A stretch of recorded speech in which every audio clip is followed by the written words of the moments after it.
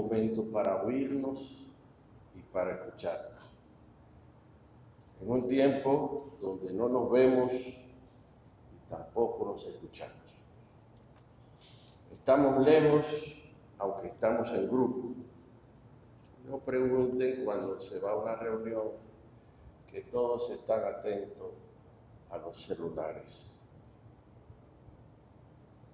Estamos lejos, aunque estemos en cercanía. Sin embargo, hoy es un tiempo de alegría.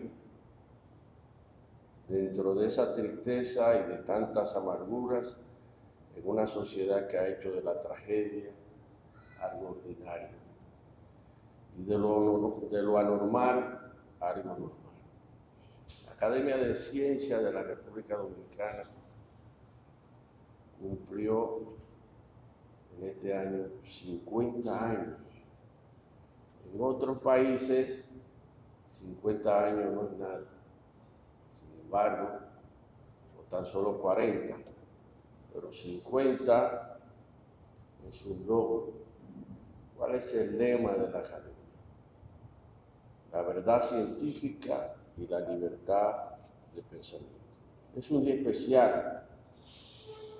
Ingresa el doctor Antonio García Padilla, licenciado en la Universidad de Yale, doctor juris de la Universidad de Puerto Rico, decano emérito de la Universidad de Puerto Rico, presidente de la Junta de Directores de Rectores de la Universidad de Puerto Rico. No voy a decir el currículum, y también le voy a pedir a mi amigo y hermano Luis Arias que si lee el currículum, entonces él no va a poder dar el curso completo. Pero es un gran ser humano que ha hecho y está haciendo una labor a favor de la justicia y el pueblo dominicano en su colaboración con la Suprema Corte de Justicia, que dignamente dirige el magistrado Luis R. Molina. Puerto Rico desborda razones de humanidad, no solo por los tiempos de ida y vuelta. En los años 40 y 50, los puertorriqueños bajaban, sobre todo al este, a trabajar en la caña de azúcar, donde sus pobladores trabajaban en esa industria. Ahora, o hasta hace poco, o todavía, son los dominicanos que van a Puerto Rico a buscar mejor suerte. Puerto Rico ha hecho grandes aportes al pueblo dominicano, no solo Hostos con su reforma del sistema educativo. El decano emérito García Padilla es un jurista de jerarquía y estatura. Iba a poner acabado, un jurista acabado, pero a la gente no le gusta que digan esa palabra. No le suena. Entonces coloqué un jurista de jerarquía y estatura que está contribuyendo al fortalecimiento del Poder Judicial con trabajo de la jurisprudencia, que es el núcleo duro de la Ley 223 de procedimiento de casación, y que en la antigua Ley 3726 era el artículo 2 sobre la unidad de la jurisprudencia, la llamada misión monofiláctica de la justicia, y que otorga seguridad jurídica a la sociedad. El profesor García Padilla nos presenta el tema Academia, Derecho y Democracia en tiempos de oportunidad. Ya Calamandrei hace 2 años decía que sin legalidad no hay libertad. Luego de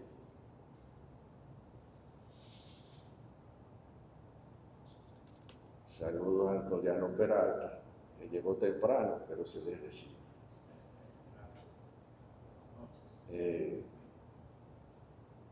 Decía que Calamandrei decía, no hay legalidad sin libertad.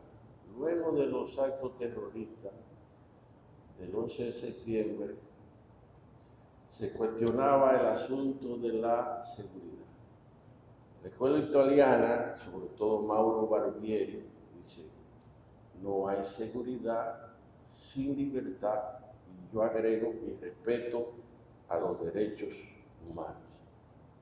La democracia tiene muchas posiciones, muchas dimensiones.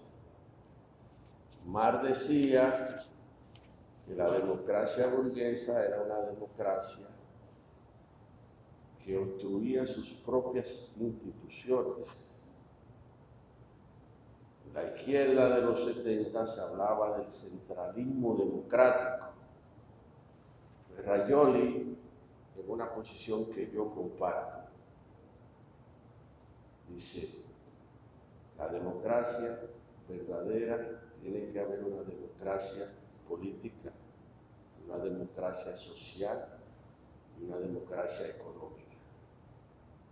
Si no, pregúntese que a veces tenemos la macroeconomía, palabra bonita que mencionan los economistas, que no voy a decir porque no hay nadie aquí, lo que decía un amigo mío mexicano, que son aquellas personas que nadie sabe para dónde van ni sabe dónde llegar. Pero, a buen remedio, la Comisión de Economía de la Academia es la comisión, inclusive, diría yo, más ilustre, porque son 10 miembros y para entrar a la Comisión de Economía tiene que morirse uno. 10 miembros, pesos pesados. Pero volvamos a la democracia.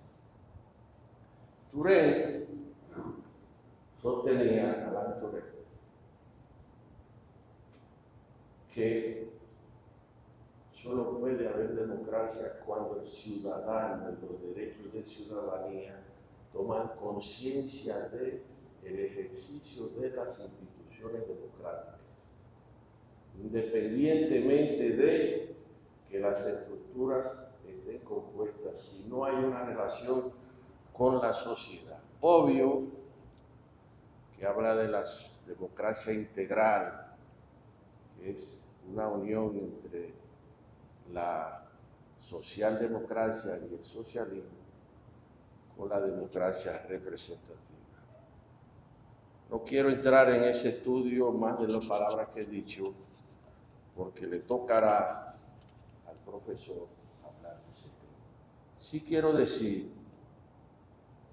que sin academia no puede haber proyectos ni constituciones, aquí delante del presidente del Tribunal Constitucional, sin academia y sin educación. Ojo, la Constitución española de 1931, que luego Franco abultó y que llaman con la Constitución de Weimar las constituciones de compromiso, pero las constituciones del fracaso, igual que la Constitución del 63. Esa Constitución fue llamada la Constitución de los profesores. De los profesores. Porque parte o gran parte de lo que hicieron esa Constitución eran profesores universitarios. Deben saber los constitucionalistas que esa Constitución de los profesores influye en la Constitución cubana de 1940, en la que trabajó Bosch, que era asesor del presidente de Cuba, y que declaró en una entrevista que esa Constitución había influido en la famosa y no bien valorada Constitución de 1963. Pero esa Constitución de profesores, esas constituciones de académicos en parte, son las que influyeron en las constituciones luego de la Segunda Guerra Mundial, la Constitución de la Ley Federal de Bonn, la italiana, la francesa. Por eso indico que es un tema actuar necesario, crítico y de gran influencia para nuestros pueblos, sobre todo dentro de la libertad de pensamiento. Sin discutir si la democracia está en crisis, que si sus instituciones no funcionan, como planteaba un profesor, tengo que ver el nombre porque es tan complicado, Adán Cervoso, que decía: instituciones políticas deben absorber, estructurar los conflictos que surgen en la sociedad. Estoy seguro que sin academia, sin educación, sin disposición de la sociedad, no se puede. Estoy mirando a dos amigos del Archivo Nacional y el magistrado Hirohito. No se pueden resolver los conflictos de este país. Los conflictos se resuelven cuando la conciencia ciudadana y cuando la educación y cuando la academia participan en conjunto. Por eso, para no hablar más, como dijeron esta mañana en una reunión, es un honor, un privilegio recibir al decano emérito Antonio García Padilla en esta Academia de Ciencias y en la Comisión de Ciencias Jurídicas. Enhorabuena, profesor. Coordinador de la Comisión Jurídica, me permito presentar ante este selecto auditorio la hoja de vida, la semblanza de Antonio García Padilla. Antonio García Padilla es el decano emérito de la Escuela de Derecho de la Universidad de Puerto Rico. Fue presidente de su universidad, un sistema público de 11 recintos con presupuesto anual de más de 1.200 millones, matrícula de 60.000 estudiantes, dirigidos a obtener grados desde el asociado hasta los niveles postdoctorales. García Padilla fue nombrado decano de la Escuela de Derecho de la Universidad de Puerto Rico en 1986 y sirvió como tal hasta el 2001 para luego convertirse en presidente de la institución. García Padilla es licenciado en Derecho y en Finanza, magna cum laude y Juris Doctor, magna cum laude de la Universidad de Puerto Rico. Es maestro asimismo en Derecho de la Universidad de Yale. Fue oficial jurídico del juez Stephen Breyer en el Tribunal de Apelaciones de los Estados Unidos para el primer circuito en Boston. Antonio García Padilla nos va a presentar esta noche en este selecto auditorio una conferencia que lleva el título Academia, Derecho y Democracia, tiempo de oportunidad para optar como miembro correspondiente de esta academia. Me permito invitar al doctor García Padilla que haga uso de la palabra. Dignatarias, amigas y amigos, un momento breve para significar la presencia de algunos que, habiéndose acercado a esta casa luego de que se constituyó el acto, pues no tuvieron oportunidad de ser reconocidos al comienzo de la actividad, como el asesor jurídico del gobierno de la República Dominicana, el doctor Antoliano Peralta, colega de los tiempos del Consejo Latinoamericano, del Foro Iberoamérica, el señor Manuel Estrella, que está también con nosotros de esos tiempos, y en los magistrados, magistrado Ortega, magistradas, colegas que se han incorporado desde que comenzó el acto. Me dirijo a ustedes por primera vez como correspondiente de esta corporación. Encantado de hacerlo en esta sala, presidida también por el óleo de Eugenio María de Hostos. Diálogos como el que nos convoca esta tarde han sido por centurias parte de la tradición académica. Ya en el siglo XVI, la célebre Academia de Nocturnos de Valencia solía encomendarle a uno de sus miembros que desarrollara un tema para el análisis del grupo. Se generaban discusiones intensas y eruditas, seguidas de poesía, que duraban hasta bien entrada la madrugada. Quizás esta práctica de los nocturnos ayuda a entender la corta vida de aquella academia primera. Pero no hay que temer. Ni el presidente Carbucia ni yo vamos a intentar revivir esta tarde la tradición valenciana de desvelos. Nada de eso. Nada de eso. En mi caso, el diálogo diurno y nocturno con muchos buenos dominicanos que continúa esta tarde ha sido siempre parte de mi vida. Los recuerdos se pierden en los años de infancia en mi pueblo, Coamo, el tercero más antiguo de mi país. En mi casa se sentía muy de cerca la proximidad de nuestras islas. Dos primos habían casado en Puerto Plata mientras trabajaban para el Ingenio Amistad, quizás algunos aquí conozcan, para el Ingenio Amistad en el que un miembro de la familia de mi madre tenía intereses. Así también había recalado por aquellas tierras un talentoso médico nacido en San Francisco de Macorís, que debió emigrar a Puerto Rico del régimen del general Rafael Trujillo. Mi familia entabló con su familia más que amistad estrecha, auténtica fraternidad. Era mi padrino.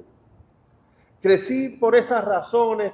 De hecho, su sobrino, que se llama Elpidio, algo hizo importante que mereció el reconocimiento de esta academia, porque su retrato está a la entrada de esta casa. Yo crecí por esas razones junto a muchísimos dominicanos, al oído de debates y tertulias y atento a los temas que vinculaban a nuestras Antillas.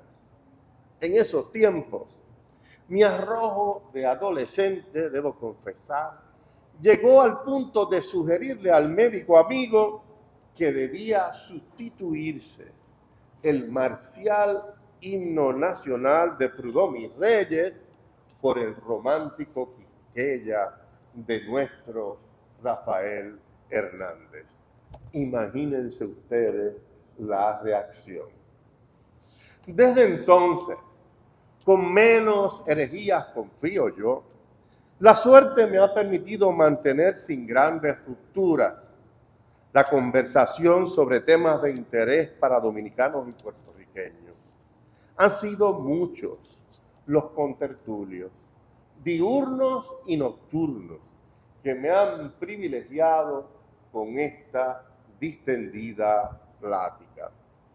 Al comienzo de mi vida profesional, como joven ayudante del gobernador de Puerto Rico, con ejecutivos del gobierno del presidente Salvador Jorge Blanco, sobre el establecimiento de las llamadas plantas gemelas en la República Dominicana, los Twin Plants de la iniciativa de la Cuenca del Caribe del presidente Ronald Reagan.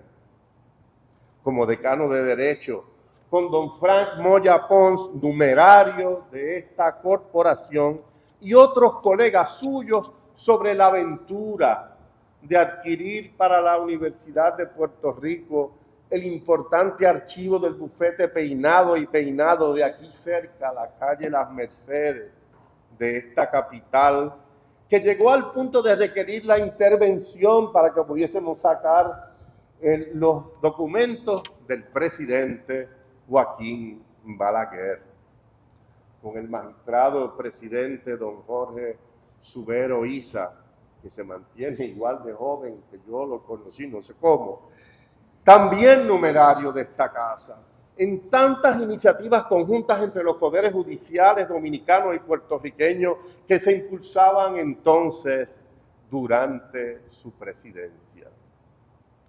Con el amigo y colega Adriano Miguel Tejada, que ya no está con nosotros, soñando y luchando, aunque sin ningún éxito, por la creación de una Liga Caribeña de Escuelas de Derecho.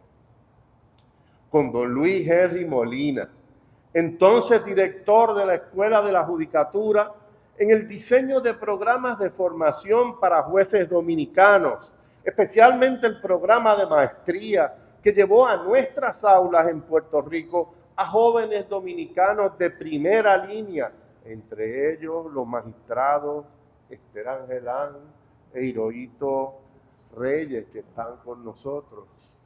Desde luego, de los exalumnos más distinguidos, que con sus trayectorias judiciales y profesionales son, como nos gusta decir de los exalumnos en el himno de la Universidad de Puerto Rico, honra de la universidad.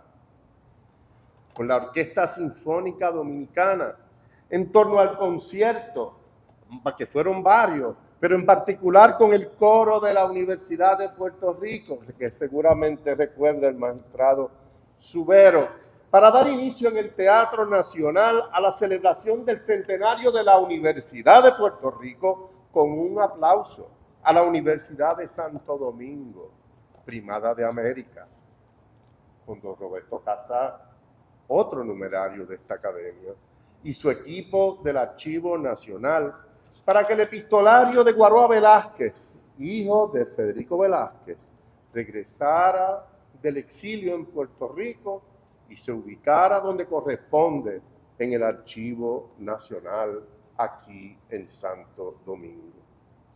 Y con el ahora magistrado presidente, don Luis Henry Molina, y sus colegas de estrado, junto a la Escuela de la Judicatura, en muchos proyectos, entre ellos la gestación del Anuario de Jurisprudencia Casacional, de la mano de doña Mary Fernández, coeditora, y qué fuerza de coedición, y de tantos jueces, profesores y abogados dominicanos, sobre todo los de la estupenda generación que justo entra al liderato del país.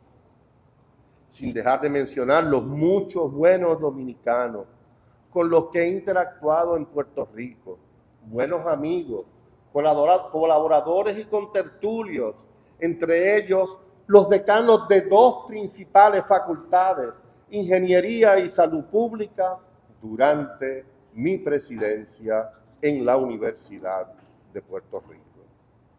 Podría seguir. Se me ocurre pensar que algunas de esas andanzas y correrías han sido tomadas en cuenta por el académico presidente y los numerarios de esta casa a la hora de hacerme la gentil invitación que con humildad acepto esta noche. Sé, sin embargo, que la mirada al pasado, si bien necesaria, es fatalmente insuficiente para validar el ingreso a una institución como esta, vista la encomienda social que se deposita en ella. Cuentan sus estatutos que para ingresar al Salón de la Fama del Béisbol, deporte que se juega en la República Dominicana igual o mejor que en ninguna parte del mundo, cualifican atletas que hayan jugado al menos 10 temporadas en las Grandes Ligas, pero que hayan estado retirados por otras 5 temporadas subsiguientes. Dicho de otra forma, el salón solo acoge a atletas cuya carrera ha concluido. Ahí están Juan Marichal y Pedro Martínez y Vladimir Guerrero, David Ortiz, Adrián Beltré. Todos somos conscientes de que las academias no juegan el papel de los salones de la fama, de que aplauden con sus llamamientos las trayectorias de sus convocados, pero que no son mausoleos al mérito.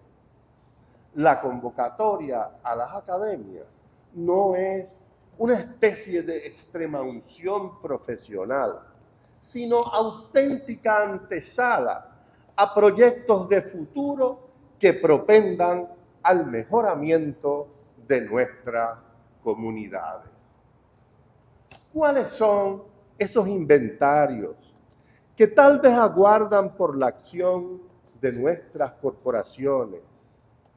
¿Cómo aportar desde ellas a la atención de las complicadas tensiones en que se desarrolla el presente siglo? Muchas academias hermanas en todas las disciplinas reflexionan sobre esa interrogante. Buscan su razón de ser en los enturbiados entornos en que vivimos. Meses antes de la reciente pandemia, el 7 de noviembre de 2018, las academias nacionales argentinas se convocaron precisamente a repensar su papel en el desarrollo del conocimiento científico y en su relación con la sociedad que las acoge. Hace apenas unos meses, en abril de este año, la Real Academia Europea de Doctores abogaba por una transformación, dejar de ser custodias de tradiciones para convertirse en promotoras de la innovación científica, el asesoramiento en políticas públicas, en un marco de superación de fronteras y de colaboración internacional. Insiste la Academia de Doctores en establecer una relación más estrecha y efectiva con los órganos del poder político, conexión que consideran fundamental para que las academias puedan maximizar su influencia en la toma de decisiones, que estén basadas en evidencia científica en tiempos en que el populismo suele alzarse como vanguardia social y política. En cuanto de políticas públicas se trata, hace poco que las academias europeas de ciencias han dado un buen ejemplo. En declaración conjunta, sus presidentes recordaban públicamente a los candidatos al Parlamento Europeo que el futuro de Europa depende de ciencia y de educación sólidas, abiertas y libres, que es indispensable proteger la libertad académica y la cooperación internacional, invertir de manera estable en la investigación y la innovación y garantizar condiciones dignas para científicos y estudiantes. Recordaban también que los grandes desafíos de nuestro tiempo, el cambio climático, la pérdida de biodiversidad, la migración internacional, la seguridad alimentaria y la transgresión energética, no podrán afrontarse sin ciencia, ni sin un diálogo confiable entre política, ciencia, sociedad civil y producción. Este enfoque, en cuanto invita a la inserción académica en la toma de decisiones públicas, no es para nada extraño a esta Academia Dominicana de Ciencias. Los estatutos de la Academia son claros. Uno de sus cometidos institucionales es precisamente asesorar al Estado dominicano, empresas públicas y privadas, asociaciones sin fines de lucro y grupos sociales y comunitarios. En juego están no solo en sentido estrecho la calidad técnica de las políticas públicas, lo cual ya bastaría, por supuesto, para validar la inserción académica en la toma de decisiones, sino que también en sentido más amplio, más allá de lo anterior, la propia legitimidad de la democracia representativa, ese experimento político que debe revalidarse continuamente frente a cada generación ante los variantes contextos que impone el tiempo. El poder legislativo es, en teoría, el foro de representación popular en tanto en la elaboración de leyes como en la supervisión de su implantación. En su mejor expresión, el proceso legislativo provee para la participación de los sectores de la opinión política electoralmente significativos y con ello abre posibilidades de consenso social, tolerancia a la diversidad y valoración del disenso. Hoy día, sin embargo, ese vínculo comunitario con la gestión normativa no parece resultar suficiente. Hoy se exploran formas de participación ciudadana en la factura de las normas allende la importante representación parlamentaria que brindan los partidos políticos. En Europa, desde el Tratado de Lisboa de 2007, se han abierto vías para las interacciones más directas de la comunidad con la función normativa y cada día se contemplan otras. Al final, se trata de recalibrar lo que significa representar en las democracias contemporáneas. Hay propuestas de todo tipo. Crowd law, por ejemplo, para los más junkies de las plataformas digitales. Crowd law propone una propuesta de gobernanza impulsada por varias instituciones y promueve la utilización de plataformas digitales para permitir que la ciudadanía aporte conocimientos, datos y perspectivas en las distintas etapas del desarrollo de las leyes. La efectiva inserción de instituciones comunitarias en esos esfuerzos normativos demanda recursos.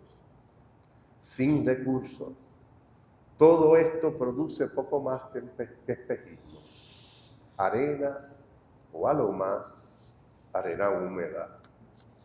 La función normativa de nuestros días exige conjugar el derecho con data económica, social, científica, allende la técnica normativa propiamente dicha. No es de sorprender, tal como se documenta reiteradamente, que las legislaturas dotadas de buenos recursos para hacer frente a estos retos gocen de mayor estima ciudadana. Y los retos no están solo en los recursos económicos, hay otros. Mucha de la agenda de los parlamentos, por ejemplo, se imbrica con los partidos políticos. Los partidos son verdaderos centromotores de la actividad legislativa con los atractivos y disuasivos que ellos cargan. El carácter político de los foros legislativos, como tiene que ser, atrae a los que aspiran a participar en el ejercicio del poder político, aunque puede ahuyentar en ocasiones a quienes teman a la identificación partidista. El poder de convocar a todos los sectores es central para el éxito. He ahí, de todo lo anterior, el fértil espacio de oportunidad que tienen grupos comunitarios dedicados al cultivo del derecho, las academias concretamente. Su autonomía, su base comunitaria y su capacidad de convocar recursos y talentos más allá de las lealtades que definen otros espacios, las coloca en posición para elaborar propuestas imposibles de generarse en otros medioambientes. Mucho del tiempo y el esfuerzo que requiere la generación de buenas normas, especialmente las más complejas, tiene lugar antes de que un proyecto se someta a la consideración formal de las entidades competentes. Ese esfuerzo de gestación bien puede conducirse, en algunos casos, por las corporaciones académicas. Hay razones para mirar con optimismo algunos espejos. Si Estados Unidos no contara con entidades como el Instituto Americano del Derecho, que es su academia jurídica, no les sería posible producir modelos de legislación como el Código Uniforme de Comercio en materia comercial, ni como el Model Penal Code en cuanto a temas penales. ¿Por qué no replicar en nuestras comunidades, con todas las distancias guardadas, modelos como el de la ALI? En Inglaterra se ha propuesto la convocación de ciudadanos capaces de estudiar borradores de legislación para identificar formas de mejorarla. A substantial group of volunteers, se dice, who could read draft legislation and identify issues regarding clarity. ¿Por qué no son nuestras corporaciones precisamente ese junte de voluntarios llamados a participar en ciertos tipos de legislación? Hasta en África del Sur, legislación de importancia se produce a través de comisiones que reciben la encomienda de estudiar asuntos y producir modelos legislativos que abonen a su atención. Los hallazgos de las comisiones se recogen en un ensayo verde, un green paper, que se presenta a comentarios de partes interesadas, universidades, partidos políticos, etc. Debemos nosotros promover ese tipo de comisiones. La Real Academia Española también muestra buenos modelajes. En cuanto a la accesibilidad del lenguaje jurídico, la hermana RAE se ha tomado la iniciativa de provocar la reflexión del mundo hispanohablante sobre el innecesario uso de complejidades y rebuscamientos en las leyes, los reglamentos, los fallos de las cortes, la comunicación jurídica en general. El proyecto ha tomado tracción. Próximamente, los 10 y 11 de octubre en Lima, con el auspicio del Ministerio de Relaciones Exteriores de ese país, el Perú, tendrá lugar la segunda convención de la Red Panhispánica de Lenguaje Claro y Accesible. Varias instituciones dominicanas y puertorriqueñas participan de esa red. Ya antes, en 2017, el Secretariado de la Mancomunidad Británica, en su Legislative Drafting Manual, había reclamado iguales objetivos. ¿No ofrecen estas buenas experiencias bases para explorar otras de similar significado? Nuestras democracias necesitan de las aportaciones que los grupos de la comunidad, las academias en concreto, podemos y debemos hacer a la renovación y fortalecimiento de las normas. Necesitan propuestas que no huyan de la complejidad, que no se paralicen por la diferencia y que mantengan claridad, concisión y consistencia. Las academias jurídicas podemos brindar ese espacio de convergencia, tal vez. En muchos casos, tenemos la capacidad de producir buenas propuestas legislativas, como el Instituto Americano en Estados Unidos. Podemos mejorar proyectos de legislación que propongan otros, como algunos grupos voluntarios en Inglaterra, y podemos coadyuvar en productos valiosos como el que adelanta la RAE en materia del lenguaje jurídico. Adelantar esas reglas no conlleva en ningún sentido el asumir actitudes timoratas ante el poder. La colaboración efectiva con el diseño de políticas públicas, legislación, reglamentos, está reñida con la debilidad. Como decía José Trías Monge, presidente del Tribunal Supremo de Puerto Rico y presidente fundador de la Academia Puertorriqueña, hacen falta organismos de voz recia, independientes de los poderes gubernamentales y generadores de su propia autoridad. De esas instituciones de psiquiatría depende en extraordinaria medida el destino del imperio de la ley. En efecto, la calidad de las normas no es neutral al aprecio y valoración de nuestras democracias. Afecta directamente la confianza ciudadana en el sistema. La era digital facilita el acceso a la ley, pero no mejora su contenido. Una vez el ciudadano se tope con la ley, podría sorprenderle su lectura. La cantidad de leyes, reglamentos, su complejidad en sectores significativos del ordenamiento pone en entredicho la capacidad del ciudadano entenderlas, de los jueces aplicarlas y de los abogados manejarlas, sin convertirse, en palabras de Juan Manuel Pellerano Gómez, en aprendices de brujo. Por eso, nuestra tarea como juristas no se agota con la crítica, nos corresponde la propuesta. Nuestras propuestas, por surgir de la localidad, no tienen por qué ser localistas. Al contrario, nuestro derecho tiene que exhibir aspiraciones de universalidad. Que vivamos en islas no es excusa para vivir aislados.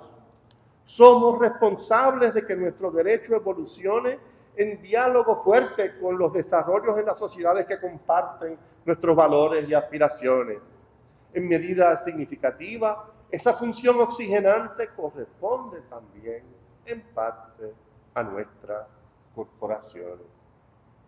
Hace unos meses, en la Feria del Libro, auspiciada por el Archivo de la Nación, aludí al junte celebrado la noche del 21 de junio de 1915, a pocos pasos de aquí, en el Club Unión de esta ciudad.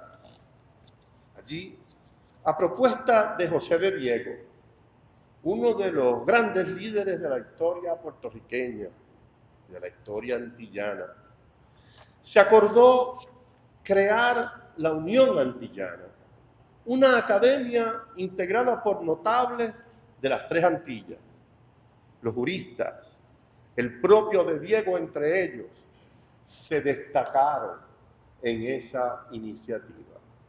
De hecho, Federico Enríquez y Carvajal, presidente de la Suprema Corte Dominicana entonces, fue el anfitrión del junte de 1915 en el Club Unión. El tiempo no le fue auspicioso a la Unión Antillana. La Guerra Mundial, las ocupaciones en Santo Domingo y en Cuba, la muerte temprana de Diego, el ascenso al poder del general Trujillo, coadyuvaron en frustrar sus objetivos. Ojalá y la comunicación entre nuestras academias, con iniciativas de correspondencia como la que generosamente marcan ustedes esta noche con esta invitación, sirva para rescatar algunas de estas propuestas, ajustarlas a la actualidad y echarlas adelante para bien de nuestros derechos. Porque hoy, más que nunca, nuestras academias pueden y deben enlazar disciplinas, enlazar generaciones e ideas, enlazar a nuestras Antillas y vincularlas con el mundo.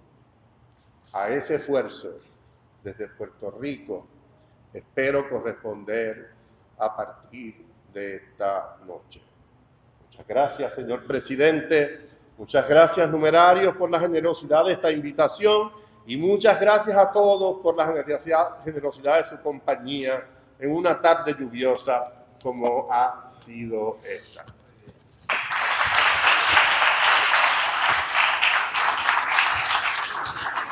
Así es, con este fuerte aplauso nosotros felicitamos al doctor Antonio García Padilla con su discurso.